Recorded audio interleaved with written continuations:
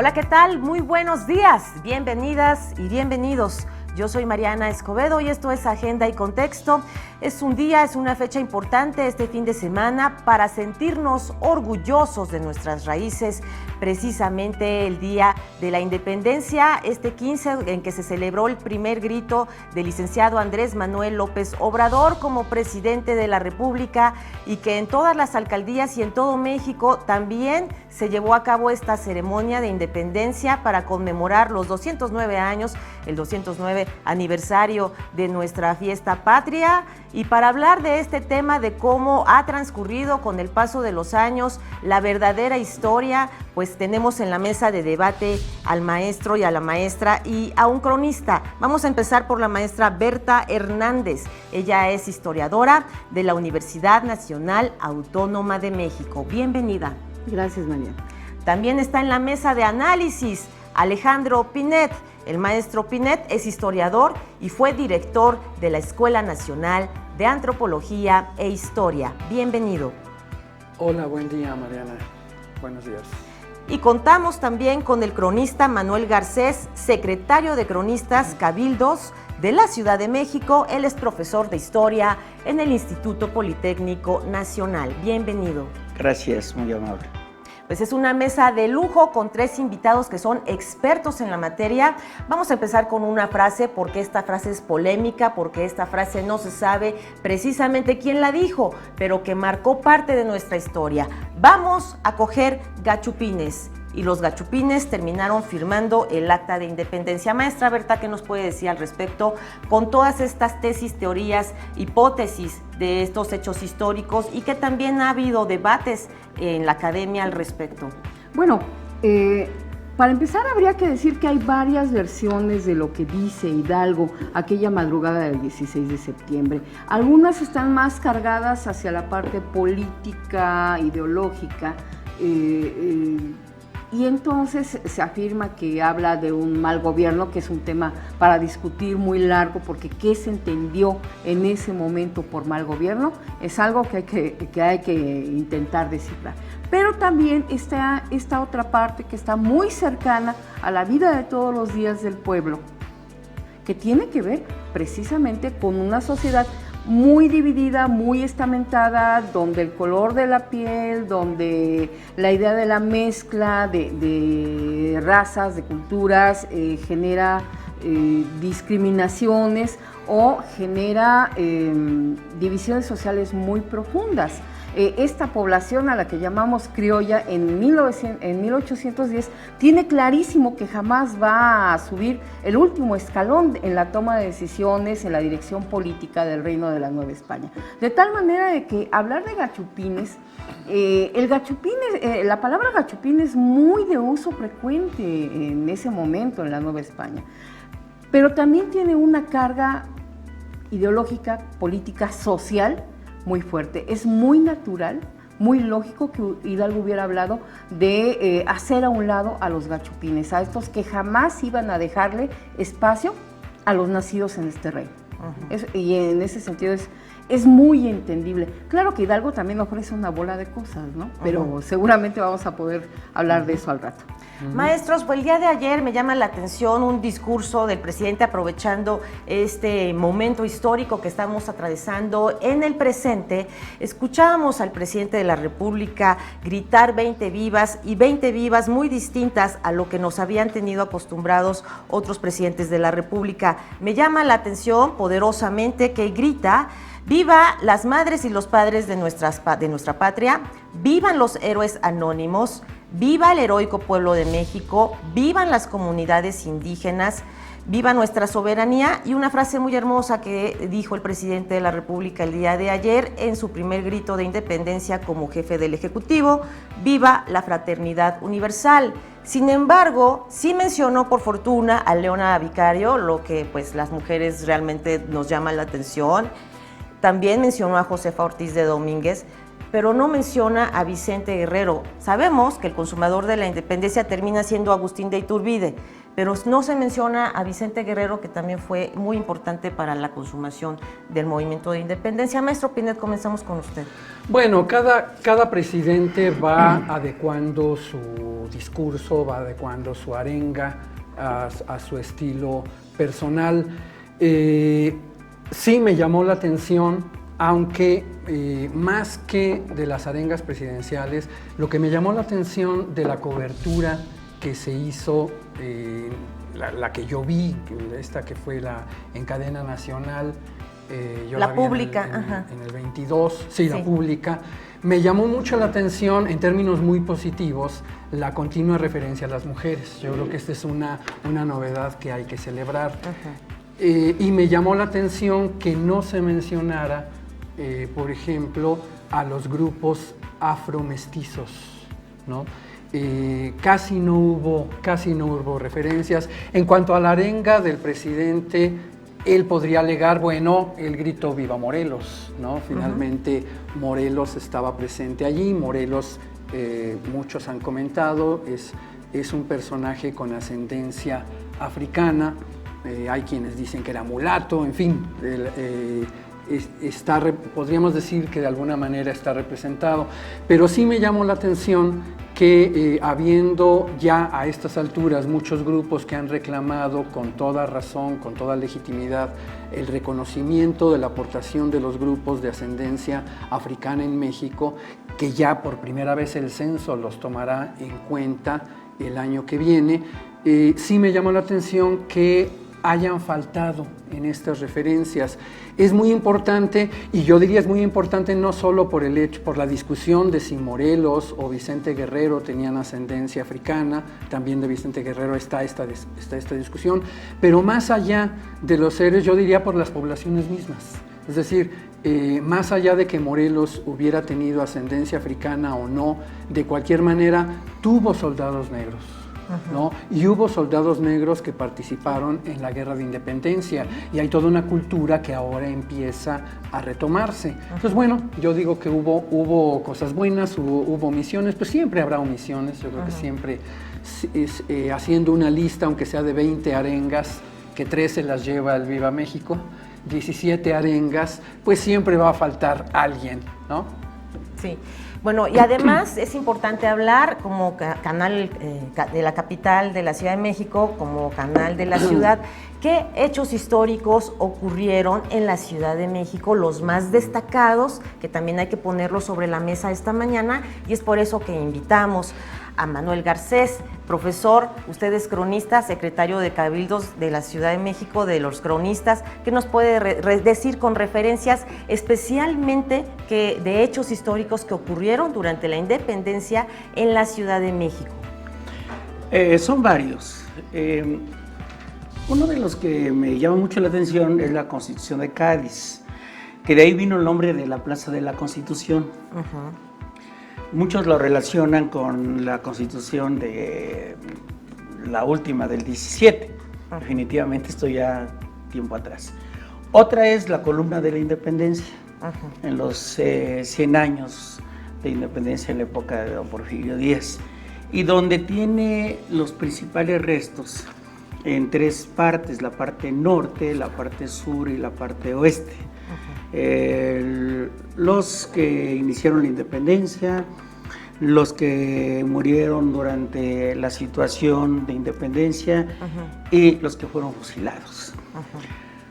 El otro lugar que me llama mucho la atención es Azcapotzalco, porque es donde se dio la última batalla del ejército trigarante con el ejército insurgente, y finalmente Iturbide entra triunfante a la Ciudad de México.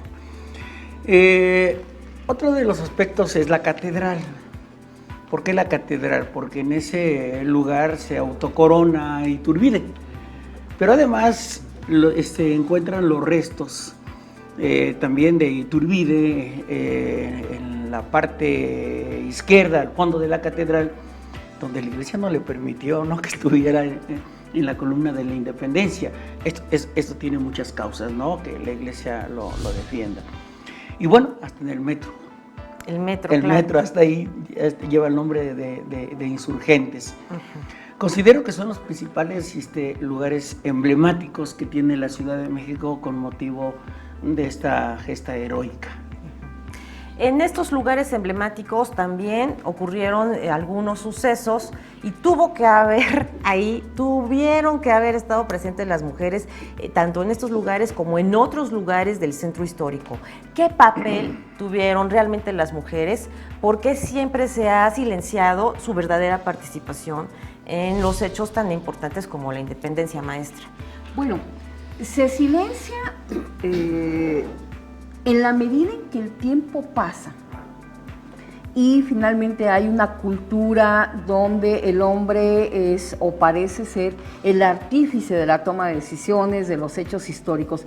Pero si nos vamos a los archivos, a los papeles, pues resulta que hay una participación muy interesante de mujeres en los movimientos de la insurgencia. Ahora, ¿cómo ha pasado esto? Generalmente, cuando se habla de independencia, dicen, claro, la corregidora. Y ahí está la corregidora, pero nadie sabe qué pasa con la corregidora después de que manda el famoso mensaje para que se dé la alerta en Dolores. Y no sabemos todo lo que esta mujer padece por hacer proselitismo con la insurgencia. Porque la libran por un pelito, va a estar encerrada en conventos, cuando la sueltan, la vuelven a agarrar porque la vuelven a denunciar. Es muy bonita la frase de las denuncias, dicen, es una auténtica Ana Bolena. Para nosotros es una referencia muy rara. Muy rara, ¿por qué Ana Bolena? Ana Bolena es la segunda esposa de Enrique VIII. Claro, tenida como la mala de la historia en aquella legendaria historia de las 6 esposas de Enrique VIII, es la mujer que le roba el corazón al rey y que la hace abandonar a su esposa española, hija de los reyes católicos. Bueno, ¿por qué es Ana Bolena? Porque es una mujer inteligente, persuasiva, insistente, y Ana Bolena tenía todas esas características. En la época, una acusación es muy interesante porque no tiene que ver con el lenguaje de hoy. Se dice que la corregidora es seductora. ¿Qué quiere decir seductora? No es que estuviera seduciendo gente en el sentido moderno de la palabra, sino que los persuade, los convence de unirse a la causa independentista. Ahora, en los años recientes, Leona Vicario ha cobrado nueva importancia. De Leona Vicario, ¿qué se decía? Leona Vicario era novia de Andrés Quintana Roo, dio dinero a la independencia, se fue con las tropas de Morelos y dio a luz en una cueva. Eso era lo que toda la gente sabía. Hoy, afortunadamente, y esto creo que empieza a ser muy patente a partir de las conmemoraciones de 2010, ni siquiera desde una perspectiva oficial, sino porque la búsqueda de mujeres en la independencia hizo aflorar naturalmente la interesantísima historia de Leona Vicario. Pero hay muchas más. ¿Dónde están? Si alguien fuera al Archivo General de la Nación y busca en un área que se llama Operaciones de Guerra, ahí están los nombres, ahí están esas mujeres propietarias o de haciendas, a veces viudas, a veces esposas de gente que se va a la guerra. Y claro, esto tiene mucho de reconstrucción un poco heroica, pero ahí tenemos referencias de mujeres de las que se dice, su marido se une a las huestes insurgentes y ella dice, llévate a mis hijos. O dicen, me mataron al marido en la guerra, pero yo pongo lo que me queda, la hacienda, los peones, tal, para que también se unan al movimiento. Y esto es algo muy importante, porque son muchos nombres, muchos, y realmente pocas de ellas llegan a sobresalir en términos de lo que entendemos por una narración histórica convencional. ¿De quién hablamos? De la corregidora, de Leona Vicario, a veces hablamos de Gertrudis Bocanegra, pero de la no, Güera Rodríguez. de la Güera, y lo de la Güera es una cosa complicada, porque hay por ahí alguna serie de cosas que más bien parece que no son afirmaciones muy sólidas, esto en el sentido de su vínculo sentimental con Iturbide, pero lo que sí es cierto es que la güera sí tenía simpatía por la independencia. Y hay algunas otras que en su momento fueron importantes y que ahora pues nadie sabe quiénes son, como Mariana Rodríguez del Toro de Lazarín, que es una súper historia. Es una gran conspiración que se da aquí en la Ciudad de México. ¿Qué hizo ella? ¿Cuál fue su papel? Mariana Rodríguez, y esto habla de la ramificación del interés por la independencia, es una mujer, lo que dice el proceso, es una mujer criolla, aproximadamente 30 y algo años, sin hijos, y forma parte de un núcleo acomodado de criollos. Se dice que ella vive en la calle de Donceles y que cuando en abril de 1810 se sabe en la Ciudad de México que los caudillos insurgentes son apresados en la Catita de Baján y conducidos a Chihuahua, hay un desánimo muy grande, porque la gente de este núcleo cree que ya se acabó la insurgencia. Y doña Mariana, y no es, ahí sí no es narración convencional, sino son los testimonios, doña Mariana dice, bueno, y que Hidalgo era el único hombre con capacidad de hacer esto. No, bueno, mire, tal, no, es el único. Y entonces empieza a armar una conspiración sumamente interesante, porque lo que pretende doña Mariana, y es idea de ella, es armar un complot, persuadir a la guardia del virrey de que se pase de su lado, y cuando el virrey vaya a pasar revista al Paseo de Bucareli, lo secuestran, lo toman preso, y ahí como que hay dos ideas. Una, canjearlo por Hidalgo para rescatarlo, o sencillamente colgarlo. Así es. Importantísima la participación de Mariana Rodríguez del Toro. En otro lugar de México, porque la independencia no se dio el mismo día, en el mismo segundo en todo México. Por ejemplo, el día 28 de agosto se declaró la independencia del estado de Chiapas de la Capitanía de Guatemala, tan solo por poner un ejemplo. Y hay frases importantes sobre quién sabe quién las dijo. Una frase importante, que los hombres vayan a cuidar a los niños y las mujeres vamos a tomar las armas. Fue una frase que, bueno, ahí se quedó, quién sabe quién la dijo, pero bueno, para eso están los expertos esta mañana aquí en Agenda y Contexto, para aclararnos este tipo de cosas. Vamos a hacer una pausa y ya regresamos con estos temas históricos tan importantes de nuestra independencia y de la consumación de la independencia. El papel de la Ciudad de México es lo que está en la mesa de análisis esta mañana. Ya volvemos.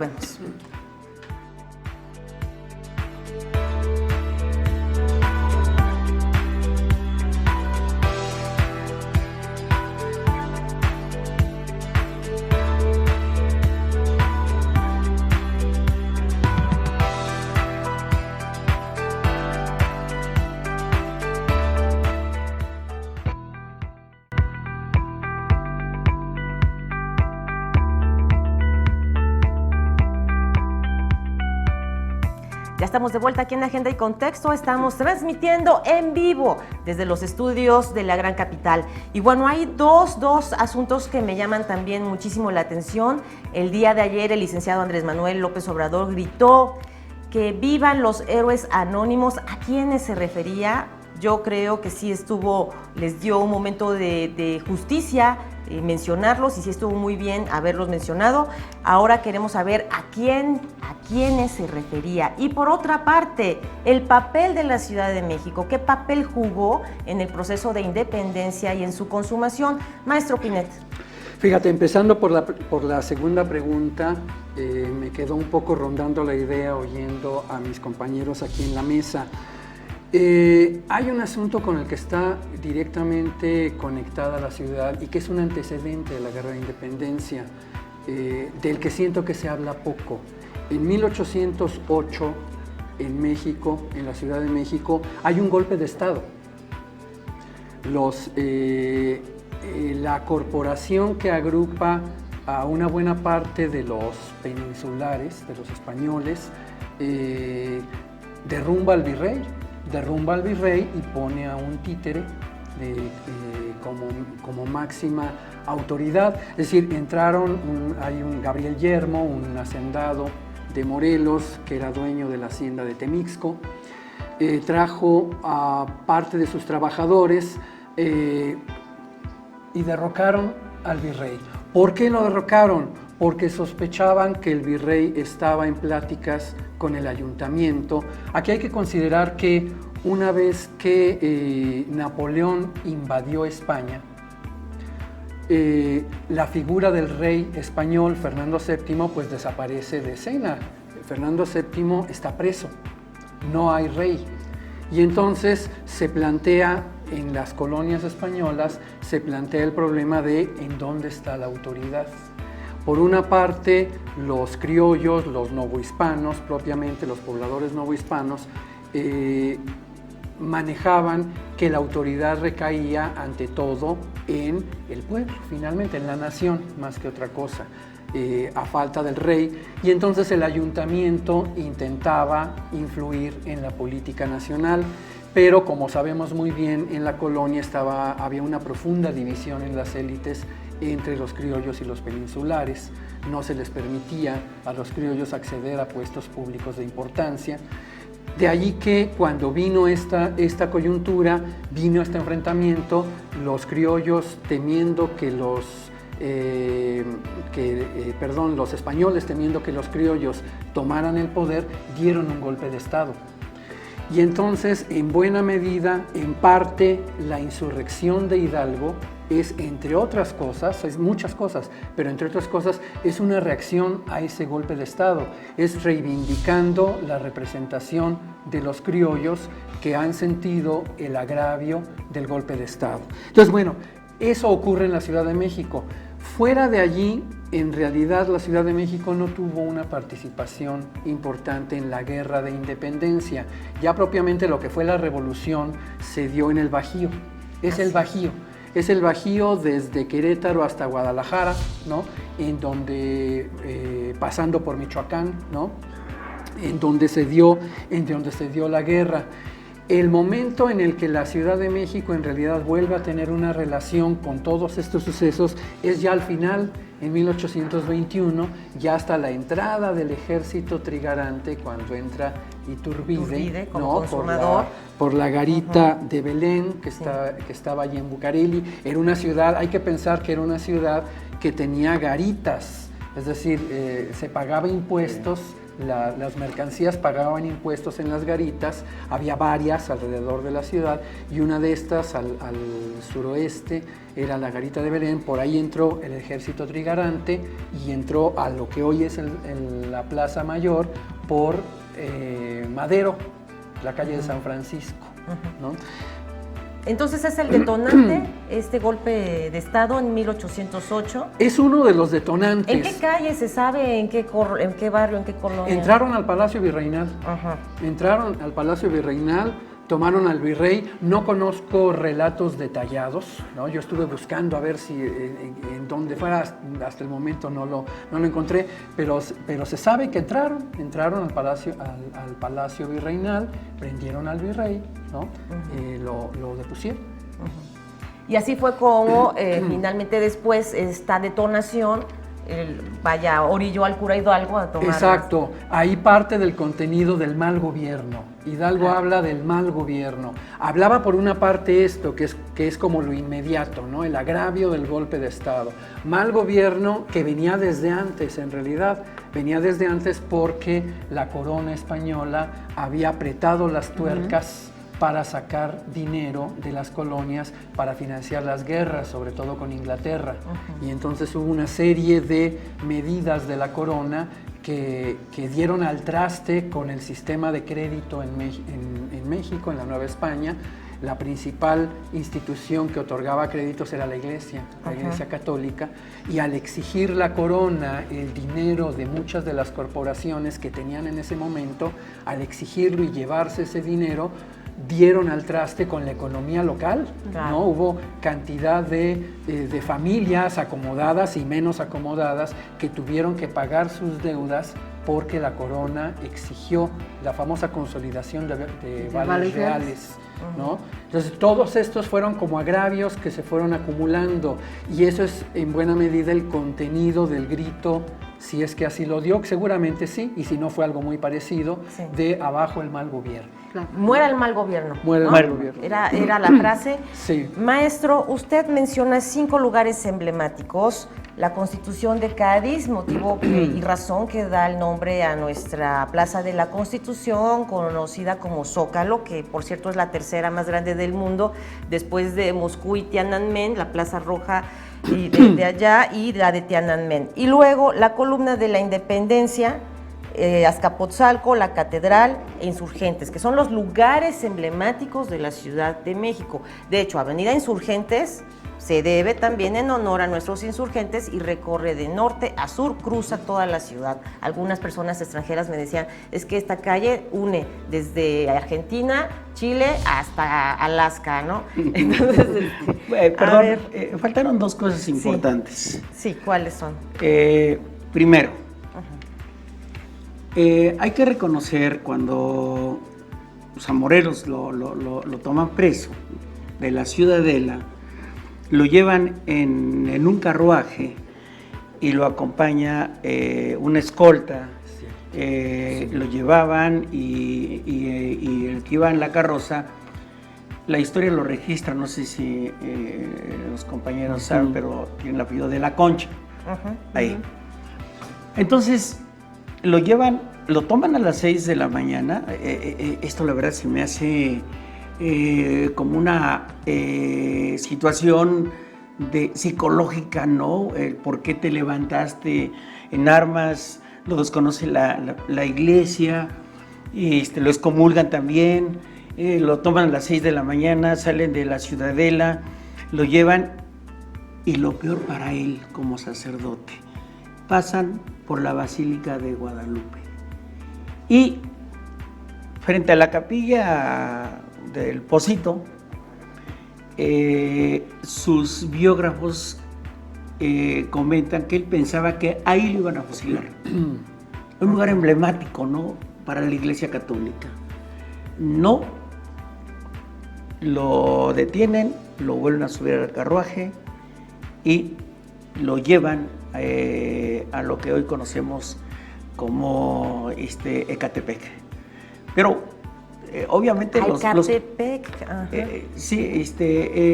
caminos eran de terracería, sí, ¿no? Sí. Lo llevaban rumbo a Tultepec, y llegan a ese lugar.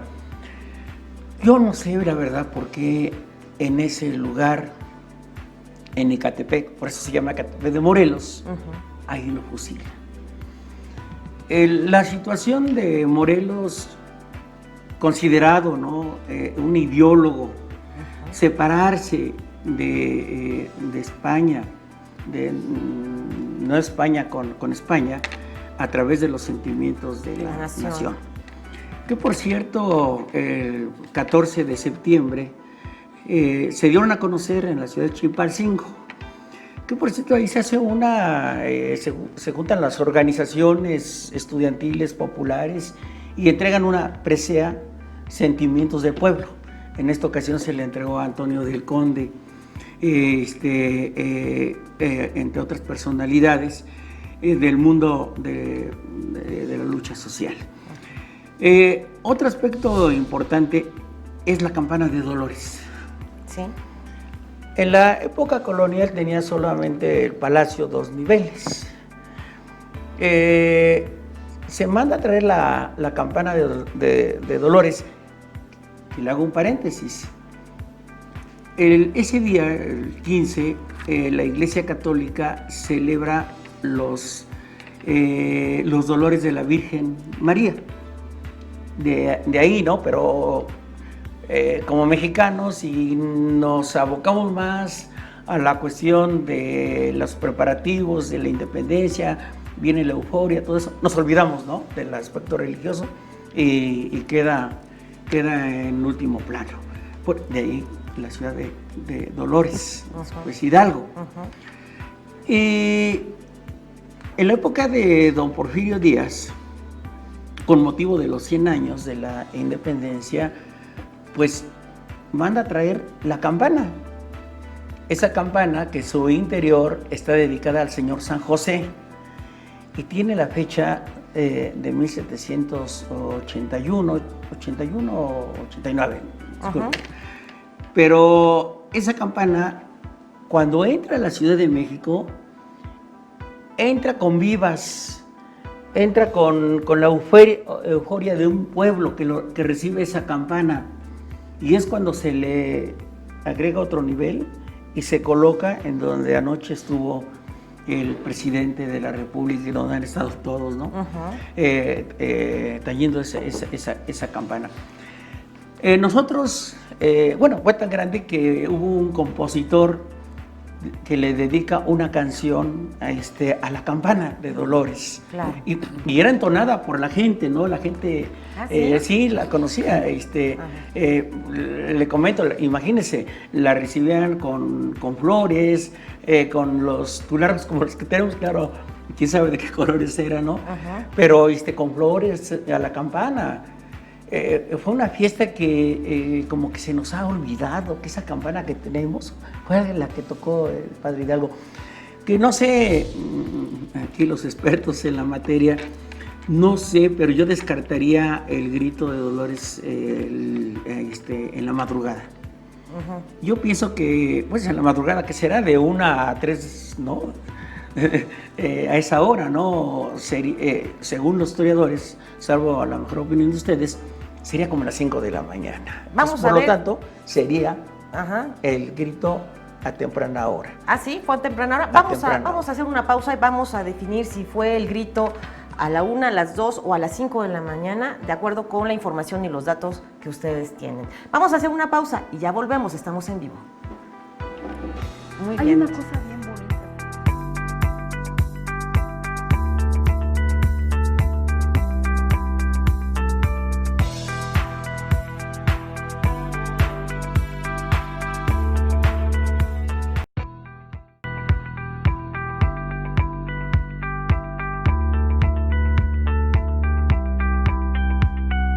Ya estamos aquí de vuelta en Agenda y Contexto, hablando con 3 historiadores reconocidos, un cronista maravilloso, y bueno, justamente estamos tratando de dilucidar entre los cortes los héroes anónimos a los que hace alusión el presidente de la República, a los que hizo alusión anoche durante el grito de la conmemoración de este aniversario. Y además me llamó la atención que no había políticos. Ustedes recuerdan que cuando salía el presidente con su esposa, que en ese tiempo se decía primera dama, había 2 pasillos que estaban llenos de políticos. Pues el día de ayer yo nada más vi caminando por ese pasillo al presidente con su esposa, algo que también llama la atención, que ya está limpio de esos políticos, que solo estaban ellos 2, e inclusive salió al balcón presidencial sin hijos, solamente salieron ellos 2. ¿Qué les llama poderosamente la atención a ustedes de este caso? Muchas cosas. En primer lugar, yo diría que fue un grito bastante novedoso. Yo hace décadas que no veía público vivo en el Zócalo, ¿no? Si uno lo contrasta con los gritos que le tocaron a Peña Nieto, que se notaba un divorcio total entre el público y el balcón presidencial. Creo que esta vez había un público bastante encendido. Yo que lo vi por la televisión llegué a oír, empezaron con vivas a López Obrador. Hubo momentos en que se transformó en mitin de apoyo al presidente. Fue algo muy vivo y yo creo que eso fue bueno. Novedades, como dices, Mariana, en esta cuestión del ceremonial, yo creo que positivas, pues sí, le quitó todo este aparato de la oligarquía asomada en los balcones, ¿no? Pero me quedó rondando tu anterior comentario de los héroes anónimos, y lo que estaba pensando es que los historiadores llevan muchos años estudiando héroes anónimos. Hay ya una amplísima gama de libros, de artículos sobre la participación de rancheros durante las guerras de independencia. Ahí están héroes anónimos, ¿no? Habría que discutir qué tan héroes son, como en cada personaje habrá distintas visiones, pero hay personajes que fueron vistos como bandidos por las autoridades, pero que en sus pueblos son juzgados como héroes locales, ¿no? Entonces hay personajes ahí complejos. Estoy pensando, se me ocurría, hay un Osornio por ahí por Guanajuato, es Albino García. Hay cantidad de personajes. Muchos de ellos aparecieron en los corridos, ya había corridos en esa época, en canciones de gesta de ese periodo. Hay muchos de la Guerra de Independencia, artesanos, campesinos, ¿no? que fueron los ejércitos y las innumerables bandas armadas que además quedaron, porque bueno, vino la guerra. Aparentemente se pacificó el país en 1821 con la independencia, pero hubo muchas bandas que siguieron pululando en zonas rurales de México que eran vistas como héroes por la gente de su localidad, ¿no? En lo que hoy es el Estado de México, en Michoacán, en Veracruz, en muchas partes del país continuaron estas bandas y esta figura del jinete, ¿no? Esta figura del jinete tan presente en los corridos durante todo el siglo XIX y que llegó a la revolución, de 1910. Y qué importante ha sido la música para la narración de nuestra propia historia, maestro Pinet, qué importante ha sido justamente escuchar década tras década que a través de la música se han expresado los mexicanos, evidentemente por dos razones. Una, por el analfabetismo. Exacto. Y la otra, porque así era la manera en que se comunicaba la historia, a través de la música. Así que, por supuesto, los héroes anónimos los podríamos encontrar también en los corridos. Esto a mi pregunta de ¿a quiénes se refería anoche el presidente cuando lanza el grito de ¡vivan los héroes anónimos! Maestro. Hay una cosa que en la historia lo conocemos, pero como que no retrocedemos un poquito atrás, ¿no? Con los negros, ¿no? Sí. Hay tres. El negro yanga. El negro yanga que se subleva antes del movimiento de 1810, pero según sus biógrafos, desciende de la nobleza de un lugar llamado Bori en África, yo no recuerdo exactamente en qué país, ¿sí? Pero yanga es lo que significa, y se subleva y lo siguen precisamente los indígenas, negros e indígenas. Por eso cuando escuché que López Obrador, el viva a los indígenas, me vino a la mente el negro yanga. Bueno, luego tenemos otro precisamente en el caso de Morelos, ya lo había dicho el maestro, sí, que también su origen es negro, y Vicente Guerrero. Son tres. Vicente Guerrero lo vemos con el pelo ensortijado, ¿no? Eso yo creo que no hay duda. Son tres personajes que debemos de tomarlos en cuenta.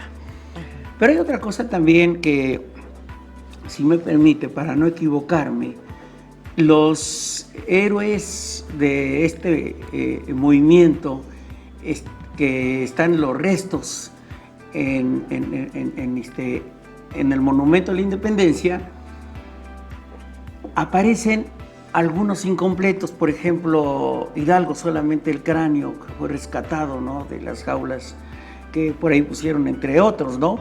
Sí. Y son tres lugares. El primer nicho, que está al lado norte, son los insurgentes que murieron al término de la lucha. Vicente Guerrero, Leona Vicario, Guadalupe Victoria, Andrés Quintana Roo y Nicolás Bravo. Este es el primer nicho. Segundo nicho, que está al lado oeste, los iniciadores del movimiento, es donde le digo que aparecen solamente los cráneos. Ignacio Allende, Juan Aldama, Mariano Jiménez, don Miguel Hidalgo. Y el tercer nicho, muertos durante la guerra. Mariano Matamoros, José María Morelos, Víctor Rosales, Pedro Moreno y Francisco Javier Mina. Hay otro tema que también no debemos de dejarse apercibido, porque de ahí la gente degusta los chiles en nogada. Sí, claro. Sí, platillo emblemático de estas fechas, a raíz de Iturbide, ¿no? Sí. Con el Plan de Iguala. Claro. Se comenta que precisamente pues cuando viene don Juan O'Donoghue tenía que darle el encuentro, ¿no? Y y darle la noticia que pues ese territorio, porque también se me hace importante que el auditorio sepa que no era un territorio integrado, ¿no? Así como país, como hoy México, claro. No había provincias, había territorios y había una disgregación en ello. Entonces, y lo que hace Iturbide es recibir a don Juan O'Donoghue y al pernotar en Puebla, en el convento de las Mónicas. Sí. Se le ocurre a la Madre Superior presentar el platillo con los tres colores del lábaro patrio, ¿no? Sí. Que hay mucha polémica sobre los colores. Y sobre las banderas. Principalmente con los tres colores, ¿no? Del ejército trigarante. Mucha polémica porque pues está el verde, el blanco y el rojo, ¿verdad? Es más importante hacer hincapié en eso. Maestro, vamos a hacer una pausa y regresamos con los chiles en nogada, que es muy importante, y también con otro dato muy interesante de un tal Antonio Severino López de Santa Anna, que se mete a las alcobas del Palacio de Iturbide para tratar de quedarse con la hermana de Iturbide, Nicolasa. Ya volvemos, estamos con los temas que a usted y a mí nos importan. Estamos en vivo aquí en Agenda y Contexto.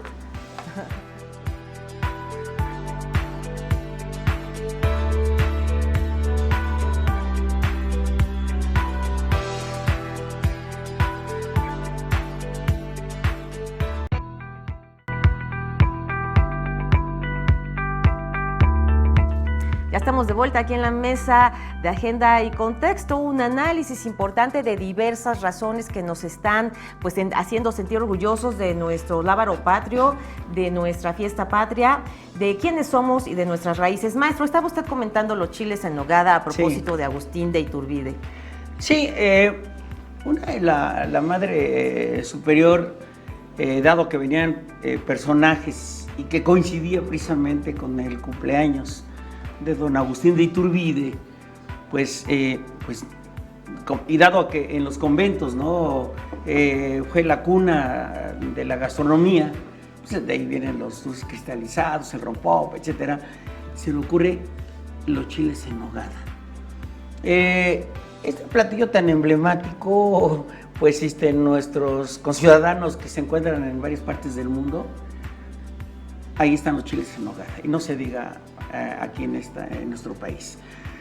Son los tres colores del ejército trigarante. Y cosa curiosa, ¿no? Solamente en esta época los podemos consumir por la nuez y por los granitos, ¿no? de Granada. Después ya no existe. ¿Capeados o no capeados, maestro? Qué delicioso, yo ayer me comí uno. Delicioso. Y comentan los cronistas de esa época que fue una novedad para Iturbide, que pues hasta pidió doble ración. Sí, eso yo creo que nos debe de quedar claro. Este platillo tradicional, que no hay lugar que no se venda los chiles en nogada. Maestra, un comentario importante que usted quería mencionar, porque mencionas en el corte comercial, en la pausa, que sí es verdad que Santa Anna tenía esta pretensión porque era un hombre que se dice, los historiadores lo mencionan, era un hombre sin escrúpulos y él podría hacer cualquier cosa con tal de tener y aferrarse y llegar al poder.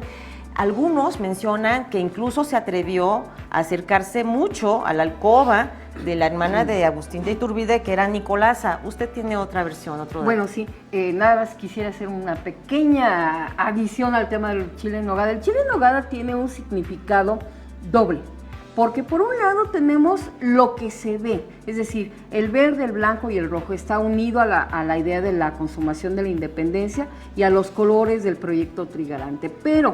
Pero, ¿cuál es el sentido profundo de esos sabores? Uno, la nogada ya existía en los recetarios novohispanos, es decir, no son novedades. Dos, el relleno, esa mezcla de sabores dulces y salados, es uno de los rasgos definitorios de la gastronomía novohispana. La gente comía cosas que ahora nosotros nos las cuentan y dice uno, híjole, por ejemplo, comían una cosa que se llamaba manjar blanco, que era un plato con pollo, algo como una nogada, pero era dulce, llevaba azúcar. Digo, a ver, ¿quién se come ahora un pollo? Le pone azúcar, por ejemplo. Es decir, esa mezcla de sabores del relleno es también la identidad del novohispano reflejada en un momento específico que es la consumación. ¿Sí? Mira, en este momento, maestra, vamos a dar una despedida final al programa, porque nos vamos a enlazar al desfile militar. Yo quiero darle las gracias, evidentemente, por esta charla. Alejandro Pinet, Berta Hernández y Manuel Garcés. Vamos a ver qué ocurre allá y nos vemos hasta pasado mañana. Hasta luego. Veremos representaciones de la organización, el adiestramiento y parte del equipamiento. Sin duda es una gran oportunidad para abrazar, aplaudir y admirar a mujeres y hombres que trabajan por el país y pues sobre todo por la bienestar y la seguridad de los mexicanos.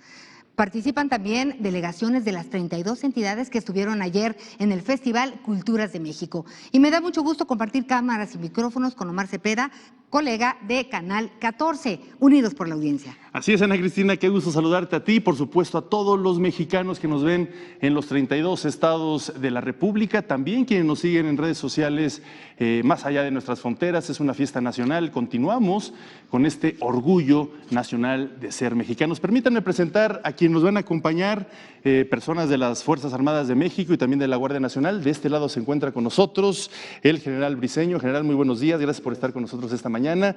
También a la teniente coronel Dora, una importante participación de las mujeres, bienvenida. Y finalmente presento de este lado al coronel Campos. Coronel, bienvenido. Gracias por acompañarnos. Aquí a mi izquierda el contraalmirante José Humberto Peralta Cervera, bienvenido.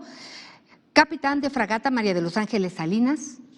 Y tenemos al capitán de navío Rafael Antonio Lagunes, al inspector general de la Guardia Nacional, Antonio Alejandro Ramos Argüello, que luego tenemos que platicar porque él tiene mucho que ver en la composición del himno de la Guardia Nacional, pero ahí vamos a ir poco a poco. Poco a poco construyendo esta narrativa. Esta mañana, por primera vez, es muy importante subrayar esto, veremos en el desfile militar representaciones del pasado, el presente y el futuro de las transformaciones históricas de nuestro país.